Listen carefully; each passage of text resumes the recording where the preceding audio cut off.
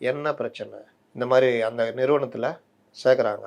Right. நல்ல விஷயம் தானே. அவங்க ஒப்பந்தம் போட்டாங்கம்மா, நீங்கள் அங்கே இனிமேல் வேலை செய்யுங்க. அது ஓகேங்க. ரூ. 23,000 கொடுத்த இடத்துல ரூ. 5,000 குறைக்கிறாங்க. இது என்னங்க நியாயம்? ரூ. 23,000 கொடுத்த இடத்துல புது கம்பெனி ஒப்பந்தம் போடுதுன்னா, ரூ. 23,000 கொடுத்துட்ருக்காங்கப்பா பல இதில். நீ ரூ. 25,000 கொடுன்னு சொன்னீங்கன்னா நியாயம். 2வது எங்களுடைய சர்வீஸ் 15 வருஷம் 10 வருஷம் பண்ண சர்வீஸ் அங்கே சேரும்போது அது கண்டினியூட்டி ஆச்சுன்னா எங்களுக்கு கிராஜுவிட்டி மற்ற விஷயங்கள் எதாவது கிடைக்கும். நீங்கள் சர்வீஸே இல்லை, இன்னையிலேருந்து நீ புது இது மாதிரி நாங்கன்னா அப்புறம் நாங்கள் இவ்வளோ நாள் உழைச்சின்னா இருக்குது. அப்புறம் நான் எப்போ வேணாலும் எங்களை வேலையை விட்டு துரத்துவாங்கன்னா, இன்றைக்கி நாங்கள் போராடினதுக்கு நாளைக்கு எங்களை ஒவ்வொருத்தரும் கட்டம் கட்டி துரத்துவாங்கல்ல. இதெல்லாம் ஐயா நீங்கள் தான் சரி பண்ணணும். எனக்கு நீங்கள் தாங்க முக்கியம், நிறுவனம் இல்லைங்க.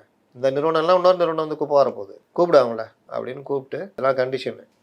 ரூ. 25,000 சம்பளம் ப்ளஸ் அவங்களுக்கான ட்ரெஸ்ஸு மற்ற விஷயங்கள்லாம் பார்த்துக்கணும். அவங்களுடைய சர்வீஸு அங்கே தொடரும். நீ ஏதாவது கை வைக்கலாம் முடியாது. சர்வீஸ் செஞ்சிட்டான்னா நீங்கள் இஷ்டத்துக்கு அனுப்ப முடியாது.